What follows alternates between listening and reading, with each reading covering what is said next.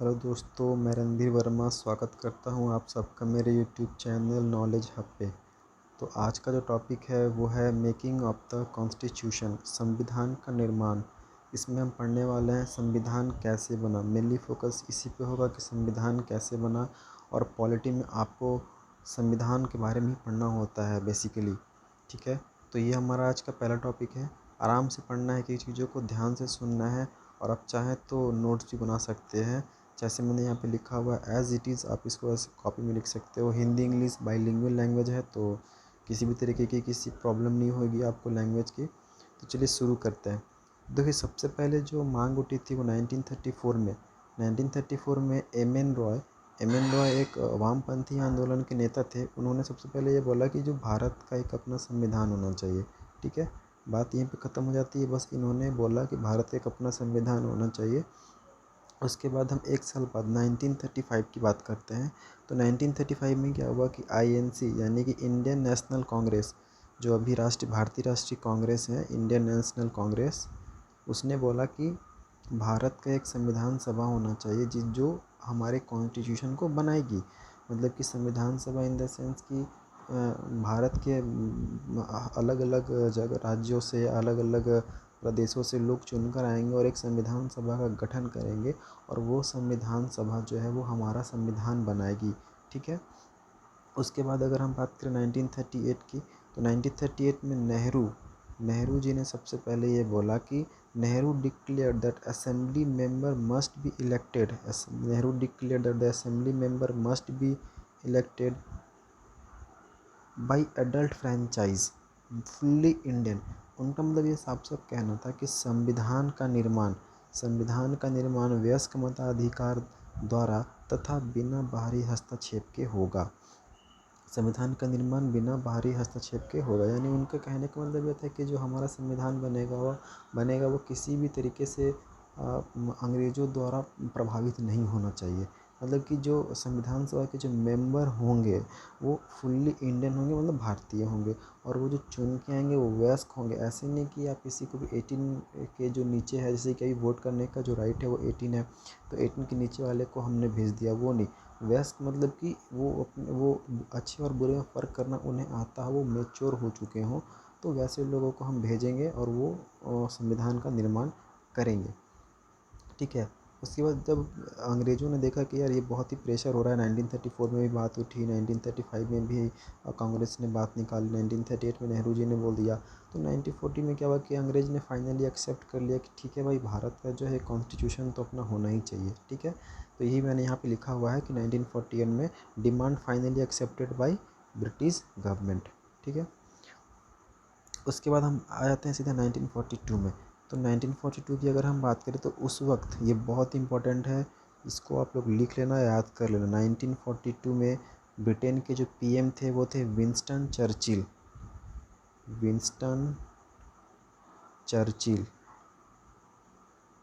ये बहुत बार एग्जाम में पूछा गया है कि 1942 जब क्रिप्स मिशन भारत आया था तो उस वक्त ब्रिटेन के प्रधानमंत्री कौन थे?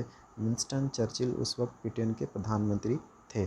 तो 1942 में क्या आया था? क्रिप्स मिशन एक आया था। ये भी पूछा जाता है बहुत बार एग्जाम में कि क्रिप्स मिशन कब आया था, तो 1942 में क्रिप्स मिशन आया था। क्रिप्स मिशन बेसिकली कुछ था नहीं, ये क्रिप्स मिशन एक व्यक्ति का नाम था जो इस प्रपोज़ल को भारत में लेके आए थे अंग्रेज़ के बिहाफ पे, और वो भारत के लिए एक संविधान सभा का निर्माण करने की बात कर रहे थे। लेकिन मुस्लिम लीग जो थी वो इस चीज़ को ये जो प्रपोज़ल था जो स्टैफोर्ड क्रिप्स द्वारा लाया गया था उससे पूरी तरीके से रिजेक्ट कर देती है। मतलब उनका जो ये प्रपोज़ल था स्टैफोर्ड क्रिप्स का, वो एक्सेप्ट नहीं किया जाता है मुस्लिम लीग द्वारा। ठीक है, तो ये फेल हो जाता है। फिर हम बात करें 1946 में, तो 1946 में आपका कॉन्स्टिट्यूएंट असेंबली यानी कि फिर अगर हम बात करें 1946 की, तो 1946 में जो पीएम थे ब्रिटेन के वो थे क्लेमेंट एटली। तो 1942 में विंस्टन चर्चिल और 1946 में क्लेमेंट एटली, ये आपको याद रखना है। ठीक है, बहुत बार एग्जाम में पूछा गया है। तो 1946 में कैबिनेट मिशन आता है, जैसे कि 1942 में आपका क्रिप्स मिशन आया था, उसी तरह 1946 में कैबिनेट मिशन आया। कैबिनेट मिशन भी वही चीज़ लेके आई कि भाई भारत का एक संविधान अपना होना चाहिए, इसी पर्पज़ से वो भारत में आए थे। तो जब कैबिनेट मिशन भारत आया तो उसमें 3 लोग थे, और ये एग्ज़ाम में बार बार पूछा जाता है, ठीक है, MCQ दे के आपके 3 ऑप्शन रहेंगे और एक रहेगा वैसा जो उस कैबिनेट मिशन के सदस्य नहीं थे। तो आपको 3 नाम याद रखना है। कौन कौन थे? लॉर्ड पैट्रिक लॉरेंस, ठीक है, स्टैफोर्ड क्रिप्स, ये 1942 में भी आए थे, हमने देखा अभी ऊपर, और एक थे AV अलेक्जेंडर। तो ये 3 नाम आपको याद रखना है, पूरा याद नहीं रखना, आप इनके एक एक नाम को पकड़ ले, जैसे पैट्रिक लॉरेंस, अलेक्जेंडर और क्रिप्स, ठीक है। बाकी ऑप्शन का खेल है, ऑप्शन से पकड़ा जाएगा। तो ये 3 लोग भारत में आए। तो जब 1942 में क्रिप्स मिशन आया था तो मुस्लिम लीग ने बोला कि भाई भारत का और एक पाकिस्तान का अलग अलग, क्योंकि देखो 1942 में जो है उस वक्त तक पाकिस्तान की मांग उठने लगी थी, तो मुस्लिम लीग ने बोला कि भारत के संविधान से हमारा कुछ लेना देना नहीं है, हम तो अलग देश बनाएंगे, तो हमारा एक अलग संविधान सभा चाहिए जो कि अलग संविधान का निर्माण करेगी। तो जो 1946 में कैबिनेट मिशन आया, कैबिनेट मिशन ने rejected the idea of 2 constituent assembly. जो 2 संविधान सभा की जो मांग कर रहे थे मुस्लिम लीग, एक भारतीयों के लिए और एक अपने लिए, जो पाकिस्तान का निर्माण करेगी, पाकिस्तान के संविधान का निर्माण करेगी, उसके आइडिया को जो संविधान कैबिनेट मिशन था वो फुल्ली रिजेक्ट कर देती है, ठीक है। लेकिन फिर भी इसके अंडर में आपका जो कैबिनेट मिशन के थ्रू है वो एक संविधान सभा का निर्माण होता है, मतलब कि संविधान सभा का गठन होता है। संविधान सभा गठन ऐसे पूछता है एग्जाम में बहुत बारी कि संविधान सभा का गठन किस मिशन के द्वारा हुआ था, तो आप बताएंगे कैबिनेट मिशन के द्वारा। कब आया था? 1946 में। PM कौन थे? क्लेमेंट एटली। किसी भी तरीके से पूछ सकता है, सारी चीज़ मैंने यहाँ पे लिख दिया है। उनके मेंबर कौन कौन थे? तो Lord Patrick Lawrence, Stafford Cripps, AV Alexander. तो ये सब चीज़ें आपको याद रखनी है। अब हम बात करते हैं आगे। तो जब बात हो गई संविधान सभा की, भारत का एक अपना संविधान सभा होना चाहिए, तो अब उसके जो मेंबर्स थे वो कैसे कैसे चुन के आएंगे, कितने मेंबर्स होंगे, ये यहाँ पे सारा यहाँ पे लिखा हुआ है, आप इस चीज़ को थोड़ा ध्यान से देखिएगा। देखिए, कंपोजिशन ऑफ कॉन्स्टिट्यूएंट असेंबली, कितने मेंबर होंगे, कहाँ कहाँ से चुन के आएंगे, यहाँ पर मैंने लिखा हुआ है, आप इस चीज़ को देखिएगा। तो संविधान सभा के जो टोटल मेंबर थे वो मतलब 389 उनका मेंबर रखा गया, ठीक है। टोटल संविधान सभा के मेंबर 389 थे, या हम ऐसे कह सकते हैं कि उस वक्त जो संविधान सभा का जो जब बात चल रही थी तो टोटल जो है 389 मेंबर को रखा गया, मतलब कि चुन के आने वाले थे ये 389 मेंबर भारत के विभिन्न प्रदेशों से, राज्यों से, ठीक है। अब 389 में आपके इलेक्टेड कुछ होने वाले थे, कुछ नॉमिनेटेड होने वाले थे। इलेक्टेड वो जो चुन के आने वाले थे, नॉमिनेटेड वो जो मनोनीत होकर आने वाले थे। जैसे अभी राज्यों में चुनाव होते हैं तो हम MLA को डायरेक्टली वोट करते हैं, और एक जो होता है वो आपका एंग्लो इंडियन होता है जिसे गवर्नर मनोनीत करता है। वहीं अगर हम केंद्र स्तर की बात करें तो हम MP को वोट करते हैं, लेकिन 2 जो आपके एंग्लो इंडियन होते हैं उन्हें राष्ट्रपति जो है वो मनोनीत करते हैं। तो सेम यहाँ पे भी था। 389 मेंबर में से आपके 296 मेंबर चुन के आने वाले थे। कहाँ से आने वाले थे? ब्रिटिश इंडिया प्रांत, मतलब कि वैसे जगहों से जहाँ पे अंग्रेज़ों का डायरेक्टली शासन चल रहा था। और 93 मेंबर वहाँ से आने वाले थे जो प्रिंसली स्टेट थे। देखिए, उस वक्त क्या था कि भारत में बहुत छोटे छोटे राज्य थे, तो जहाँ अभी भी कुछ राजाओं का शासन चल रहा था, लेकिन वो अंडर में थे ब्रिटिशर्स के। थे तो वो राजा नाम मात्र है, लेकिन वो ब्रिटिशर्स के अंदर में थे। तो वैसे जगहों से 93 मेंबर्स को नॉमिनेट होके आना था, मतलब कि उनका चुनाव नहीं होने वाला था, वो सीधा मनोनीत किए जाने वाले थे कि भाई तुम जाओ संविधान सभा के मेंबर बनो। तो वैसे लोग थे 93, और जो चुन के आने वाले थे वो थे 296, और जो मनोनीत होने वाले थे वो थे 93, ठीक है। अब आगे देखते हैं। अब इस 296 में से, अब ये 296 जो आपको दिख रहा है उसमें से अब 292 और यहाँ पे 4 अलग अलग कर लेंगे, ठीक है। 292 और 4, तो 292 में आपको जो 11 थे, 11 मेंबर जो थे वो गवर्नर प्रोविंसेस, मतलब कि जो 292 मेंबर थे वो भारत के उन राज्यों से चुन के आने वाले थे जहाँ पे जो भारत के राज्य में अंग्रेज़ों का डायरेक्टली शासन चल रहा था। यानी उस वक्त 11 राज्य हुआ करते थे। 1946 से अगर हम बात करें तो भारत में 11 स्टेट्स थे, 11 राज्य थे जहाँ पे उनके गवर्नर थे। तो उन 11 राज्यों में से 292 मेंबर चुन के आने वाले थे और 4 चीफ कमिश्नर, मतलब कि मुख्य आयुक्त प्रांत, जैसे कि अभी आपका यूनियन टेरिटरी होता है तो उस वक्त भी वैसा ही कुछ था, बस नाम का ही अंतर है। तो वैसे जगह से 4 चुन के आने वाले थे, ठीक है।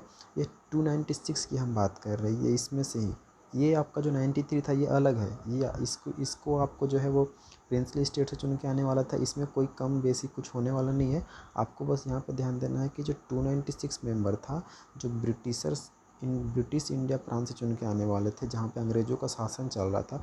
तो अब अंग्रेज़ों का शासन भी 2 तरीके से चल रहा था। एक वैसे जगह जहाँ पे डायरेक्टली अंग्रेज़ों का शासन था, मतलब 11 राज्यों में डायरेक्टली अंग्रेज़ों का शासन था, वहाँ से 292 मेंबर चुन के आने वाले थे। और एक 4 ऐसे जगह से चुन के आने वाले थे जो यूनियन टेरिटरी हम इसको कह सकते हैं, चीफ कमिश्नर, ठीक है। तो जैसे दिल्ली, पुडुचेरी ऐसे, तो वहाँ से 4 आने वाले थे, ठीक है। अगर हम रफली बात करें तो रफली आपका 1 सीट जो था allotted for every 1 million population, मतलब कि प्रत्येक 10 लाख पे 1 लोग चुन के आने वाले थे।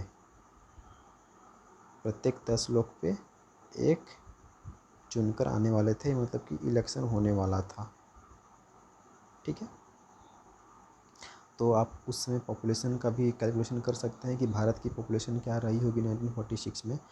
अब जो इलेक्शन होता है वो इलेक्शन आपका जुलाई अगस्त 1946 में हो जाता है, ठीक है। इलेक्शन जुलाई अगस्त 1946 में हो जाता है, जिसमें से कांग्रेस जो है 208 सीट जीतती है, मुस्लिम लीग 73 और अदर 15। ये बहुत इंपॉर्टेंट है, इसको आपको याद रखना है। कांग्रेस 208 सीट जीतती है, मुस्लिम लीग 73, अदर 15। उसके बाद जब ये चुनाव हो जाता है, लोग चुनकर आ जाते हैं, तो फर्स्ट सीटिंग जो होता है वो 9 दिसंबर 1946 को होता है। मतलब संविधान सभा के जब मेंबर चुन के आ जाते हैं तो उनकी जो पहली मीटिंग होती है, वो होती है आपका 9 दिसंबर 1946 को। ये डेट आपको याद रखना है। और जब 9 दिसंबर 1946 को जो पहला इनकी जो मीटिंग होती है, या फर्स्ट सीटिंग जिसको हम कह सकते हैं, जो उस वक्त जो इनके अध्यक्ष थे वो डॉक्टर सच्चिदानंद सिन्हा थे। और ये एक अस्थायी सदस्य थे, क्योंकि फर्स्ट दिन था, ठीक है, चुनाव करने का मौका नहीं मिला। तो जो सबसे बुजुर्ग व्यक्ति हुआ करते थे उनको सौंपी गई जिम्मेवारी कि आप जो है इस सभा का संचालन कीजिए।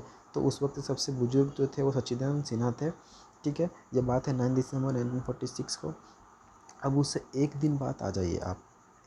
अच्छा, 9 दिसंबर जब ये फर्स्ट मीटिंग हो रहा था तो उसमें केवल 211 मेंबर ही प्रेजेंट थे, ठीक है। तो भैया आप कहेंगे कि थी सर 389 मेंबर था। तो आप एक बताइए यहाँ पे कि जब ये राजाओं को बोला गया कि आप अपने जगह से 93 मेंबर को चुन के भेजो, भारत में एक अपना संविधान बनने वाला है जिसके आधार पर भारत चलेगा, तो आप बताओ कि कोई भी राजा चाहेगा कि उनकी जो है सत्ता वो छीन लिया जाए, और एक देश का एक प्रधानमंत्री हो वही सारा देश को चलाएगा? तो कोई भी नहीं चाहेगा। तो ये फाइनली हुआ क्या कि ये जो 93 सीट आपको दिख रही है ना, ये वैकेंट रह गई थी, ठीक है। ये क्या रह गई थी? वैकेंट रह गई थी, मतलब खाली रह गई थी। ये मतलब कि 93 मेंबर्स को राजाओं ने नहीं भेजा चुनकर। इसीलिए यहाँ पे हम देखेंगे कि 9 दिसंबर 1946 को जब पहला सीटिंग हुआ तो केवल 211 मेंबर ही प्रेजेंट हुए थे, ठीक है। और जो अध्यक्ष थे डॉक्टर सच्चिदानंद सिन्हा, वो अस्थायी अध्यक्ष थे, मतलब कि फिक्स नहीं थे, परमानेंट नहीं थे, ये अस्थायी। तो यहाँ से भी बहुत बार क्वेश्चन बना है कि डॉक्टर सच्चिदानंद सिन्हा अस्थायी अध्यक्ष नियुक्त किए गए थे या अस्थायी, तो आपको याद रखना है अस्थायी। उसके जस्ट एक दिन बाद, मतलब कि 11 दिसंबर को, 9 दिसंबर एक दिन छोड़ देंगे, 10 दिसंबर, उसके बाद 11 दिसंबर की हम आ जाएंगे। तो 11 दिसंबर को डॉक्टर राजेंद्र प्रसाद को परमानेंट अध्यक्ष नियुक्त किया गया संविधान सभा का। वेरी वेरी वेरी इंपॉर्टेंट, यहाँ पे आप VVIP कर लो ये, ठीक है।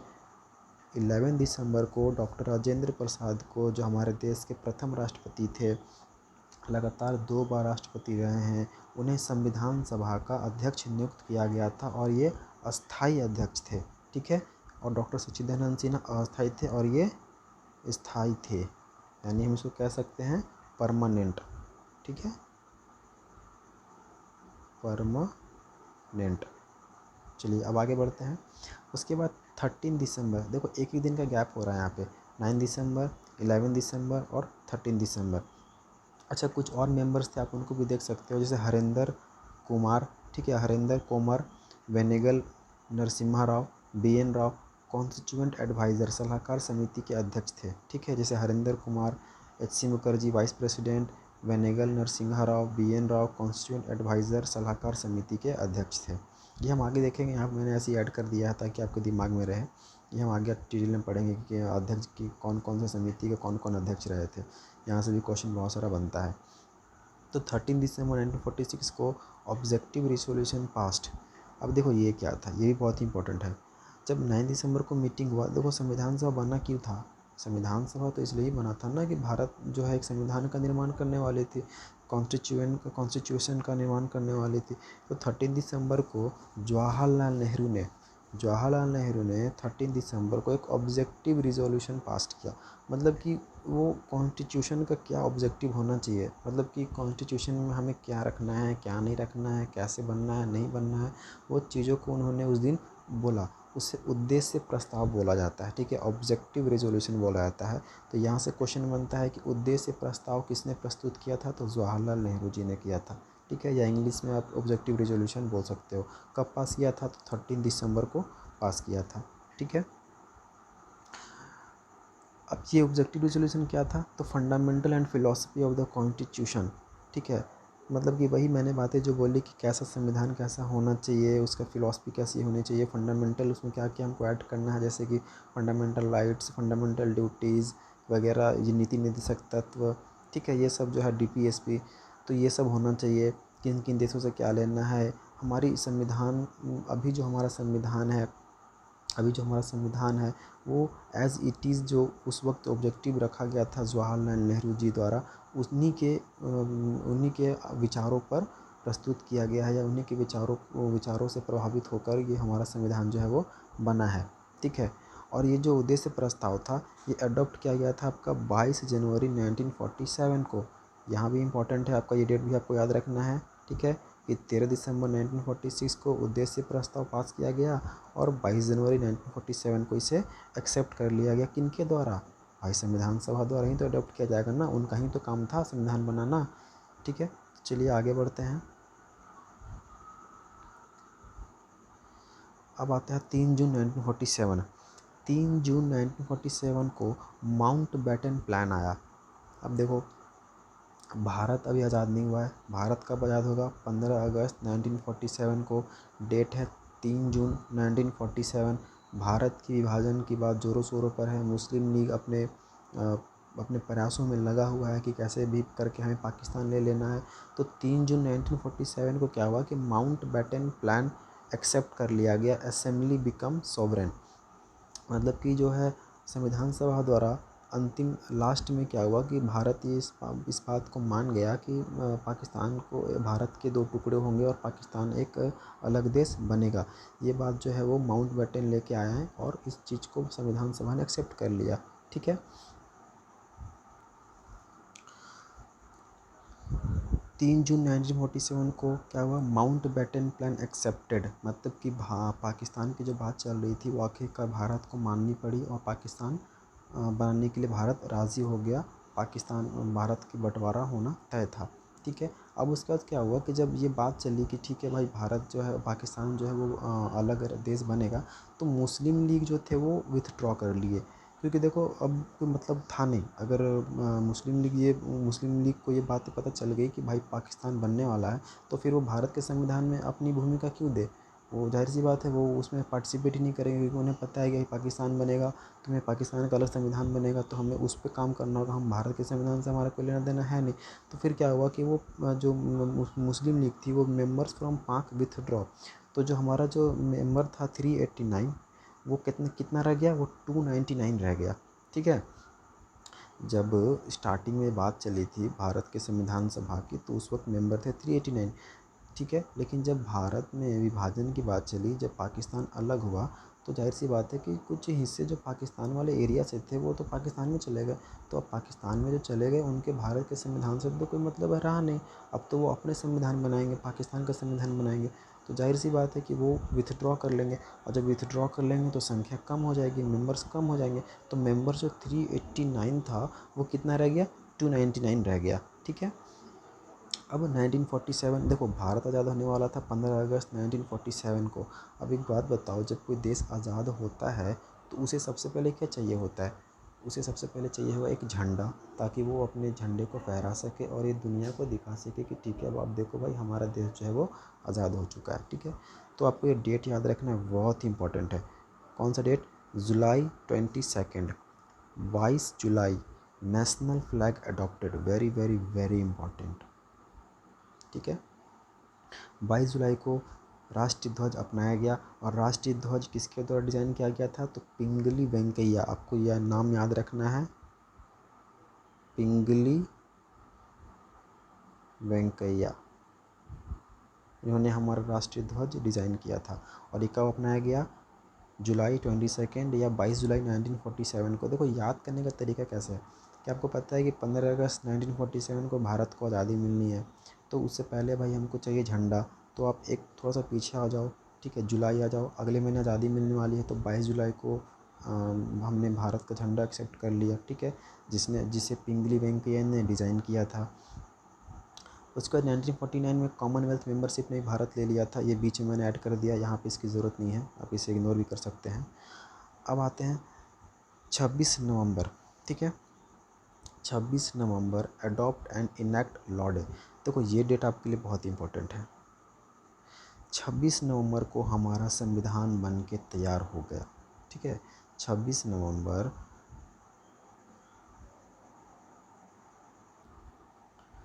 26 नवंबर, adopt and enact law day, मतलब कि 26 नवंबर 1949 को हमारा संविधान बनकर तैयार हो गया। ठीक है, ये बात आपको याद रखना, 26 नवंबर 1949 को हमारा संविधान बनकर तैयार हो गया।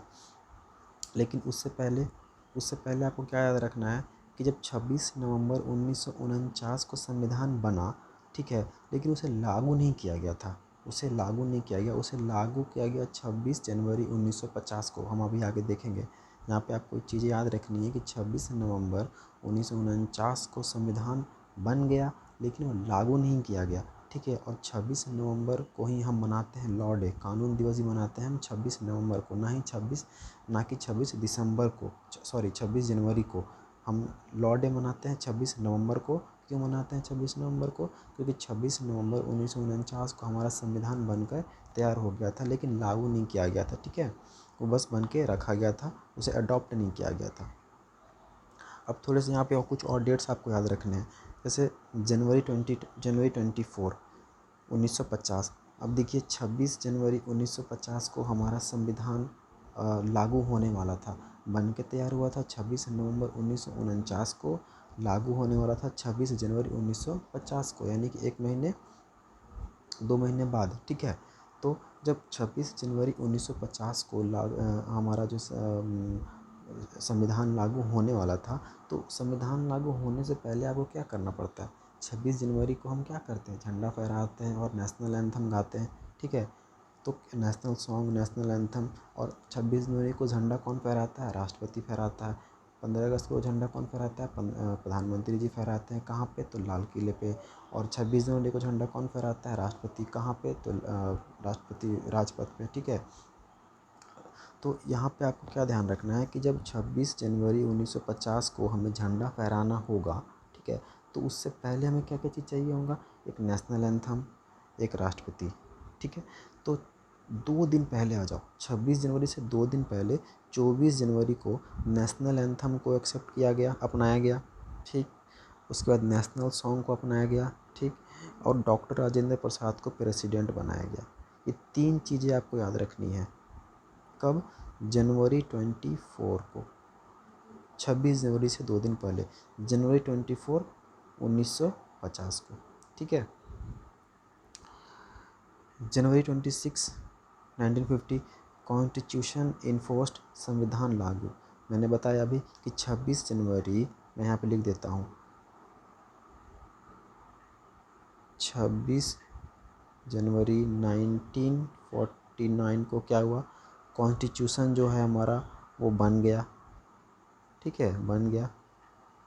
और 26 जनवरी, सॉरी माफ़ कीजिएगा, यहाँ पे जनवरी नहीं होगा, यहाँ पर आपका नवंबर होगा, ठीक है, यहाँ पे नवंबर होगा, 26 नवंबर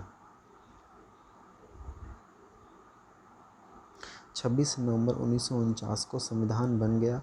और 26 जनवरी 1950 को हमारा संविधान लागू हुआ, हमारा संविधान लागू हुआ। ये चीज़ आपको याद रखनी है, ठीक है। चलिए आगे बढ़ते हैं। संविधान बनने में टोटल आपका कितना दिन लगा, टोटल 2 साल 11 महीने और 18 दिन लगे, 11 सभाएं हुई, ठीक है, 2 साल 11 महीने 18 दिन लगे और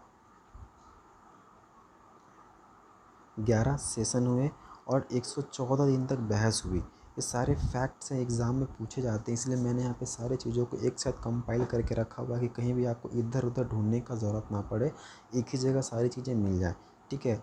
ये मैंने जो मेरा जो सोर्स है वो एम लक्ष्मीकांत बुक का है, तो किसी भी तरीके से आपको कोई डाउट नहीं होना चाहिए।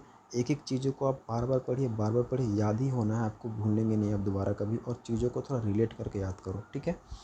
तो कितने दिन लगे, 2 साल 11 महीने और 18 दिन संविधान बनने में लगा, 114 दिन तक बहस हुई, 11 सभाएं हुई, ठीक है।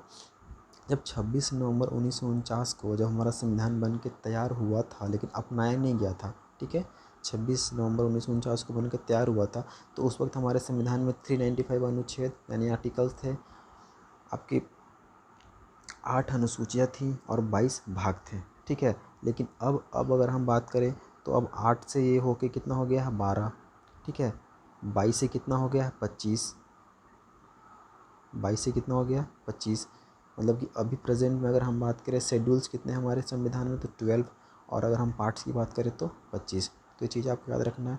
अच्छा, यहाँ पे एक चीज़ आप ध्यान दिए होंगे कि भाई 26 नवंबर 1949 को जब हमारा संविधान बन गया तो उसे लागू क्यों नहीं किया गया, तो वो इसलिए नहीं किया गया, यहाँ पे आप पढ़िएगा इस चीज़ों को, कि 26 जनवरी 1930 को आईएनसी ने लाहौर अधिवेशन में पूर्ण स्वराज डे मनाया था, पूर्ण स्वराज डे मनाया था, इसीलिए 26 जनवरी 1950 को संविधान लागू किया गया। मतलब कि 26 जनवरी को ही लाहौर में इंडियन नेशनल कांग्रेस का जो अधिवेशन था उसने उस दिन पूर्ण स्वराज डे मनाया था, इसलिए उस दिन को सम्मानित करने के लिए भारत ने 26 जनवरी 1950 को संविधान लागू किया, संविधान बनने के 2 महीने बाद, ठीक है। और जो टोटल खर्च था वो 64 लाख रुपया था। तो यही था आपका पूरा संविधान, इसमें आपको एक भी क्वेश्चन यहाँ छूटने वाला नहीं है, ठीक है। तो जितनी भी चीज़ें थी मैंने यहाँ पे आपको बता दी है, एक एक चीज़ को आप बढ़िया से पढ़ना है और नोट्स बनाना है और हमारे चैनल के साथ जुड़े रहना है। इसके लगातार वीडियोज़ आपको मिलते रहेंगे और चैनल को आप सब्सक्राइब कर लेंगे। Thank you.